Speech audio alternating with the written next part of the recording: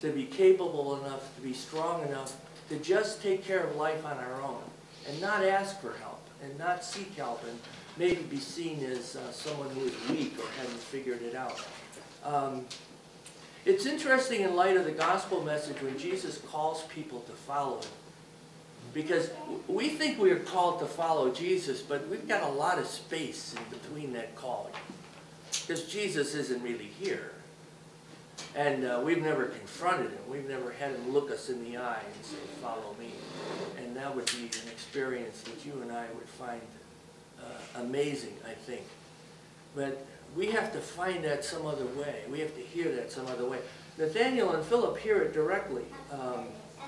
He says, follow me to Philip, and Philip follows. And then he goes to Nathaniel, and Nathaniel says, the Nazarene, can anything good come out of Nazareth? Now, what would you put in the place of Nazareth? Can any good come out of the Maine South neighborhood in Worcester? Can any good come out of, I don't know, Chicago? It's a perfect example. Alan?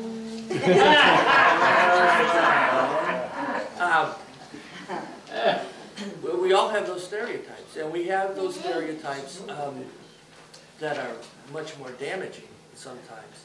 For instance, Tom Curtis, who's pastor at Holden Chapel, we had a clergy meeting this week, and he has a new youth director who is black.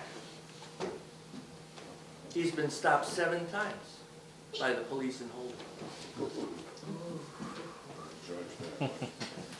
And so Tom went over to the chief and said, what's going on here? And of course the chief, I happen to think our police chief is pretty good and pretty progressive in many respects. And the chief apologized and said, I'm going to have to talk to people. Now, is the problem necessary the stereotyping by the police? I don't think so. I think the problem is that Holden is a pretty white community. And the differences, it could be Asian or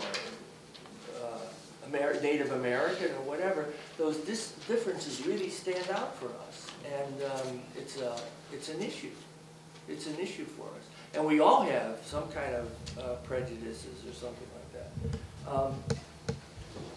When people call the church and need help, for instance, my policy is if I can help in any, at least small way, I do it. And I don't try to screen people out. I don't try to say, yeah, I think this might be a story or something like that. I try to engage a person enough in conversation to get to know something about them. But I don't screen that out. And quite frankly, I throw myself on the Bible passages that says, be kind to strangers, you may be entertaining angels unawares. Now, if you get people who repeatedly call, then you've got a different issue. But on a one-time basis, I don't worry about that. But I have my prejudices. I've gone to the door and looked at someone and said, oh, brother, what's this going to be about? And I feel badly about it later. But it comes up real quickly. And that's true for all of us, I think. Well, Nathaniel says, what good can come out of Nazareth? Obviously, this was not a town with a high reputation. And Philip says, come and see. This is an interesting piece of communication. Philip doesn't argue with Nathaniel. Philip doesn't try to change Nathaniel's mind. He doesn't try to do away with this stereotype, which obviously he has voiced. He just says, come and see. That's an important communication for us to think about, because so often we want to argue people away from what we perceive as a prejudice or a stereotype. And we want to argue them really into our way of thinking, don't we? If you really had it right, you'd be thinking about this the way I am. And Philip doesn't do that. He just says, come and see. Come and see. See what you think. You get your impression of this Jesus that I'm talking about. And let's face it, you and I too are not often argued out of our rigid ideas. We usually hold on to them unless we experience something differently, unless we see something differently. Also, when Jesus talks about seeing Nathaniel before us, I've saw you while you were under the fig tree. The fig tree is symbolic here. It doesn't seem to mean anything else to us, but it's symbolic of peace. That under the fig tree, there is this sign of peace happening, that it represents peace, and that it's a place to meditate about life. Obviously, in a country like that, a place of shade. And we know from later on that Nathaniel becomes a man of peace and a man of deep thinking. And so the symbolism is clear right in the beginning. And that means he's open to God. And in verses 50 and 51 in the gospel, Jesus says to them, "You shall see greater things, even heaven open, and the angels of God." There are times in our lives, I guess I can say this without any fear of rebuttal. There are times in our lives when we would like to see heaven open, and we would like to see angels in our midst because life has become so difficult. If these are the promises that God gives to us, I think these promises are true for us, and we have had those moments, everyone in this room. And those moments are things you have to share with people when they are having just a terrible time. And I've heard it many times. But that is really why we are here, to say to one another, this is what I've seen. This is what I've heard from God. These are the possibilities. Just come and see if this isn't also true for you. That phrase that I read to you from the book, I wanted to finish with that because I think that's such an important phrase. One way to handle a friend's death, or one way to handle any aspect of life that is difficult, is to look on the past without guilt and the future without fear. The past without guilt and the future without fear. I don't know if there's anybody in this room who could honestly say they never do that. They never look at the past with guilt. And they never look at the future without fear.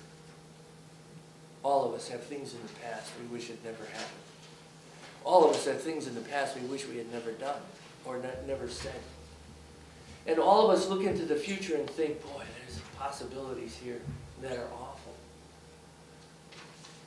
And Hanley says what the church does is call us into the present. What is happening right now? What is possible right now? What is blessing you right now? What are the things that you could be doing right now that would make a difference in the world, in your life, in the life of those around you? And concentrate about those things. You know, in the benediction, I usually say, whatever is excellent, whatever is worthy of praise, think about these things. And those are the present kinds of things. Nobody is worse at feeling guilty about the past or worrying about the future than me. So when I tell you this, I'm talking mostly to myself. You're just sort of eavesdropping in on the situation. But the truth is, if we can't live in the present, we don't really understand what God is doing in our lives. Because that action from God, that heaven opening, those angels surrounding us, are always happening in the present, in the moment we live in now. Let's have a word of prayer. Loving God, we thank you for all of our lives with the challenges and the temptations that we have. We also thank you so much for forgiveness, for the forgiveness that Jesus taught, for the forgiveness that he has promised to us, for the forgiveness that we are told lightens our burden and changes us as human beings, for the forgiveness we extend to others, which really can sometimes bring people back to life after they have done something terrible or have experienced some awful grief. And we thank you about the word of not fearing the future, because that future is in your hands.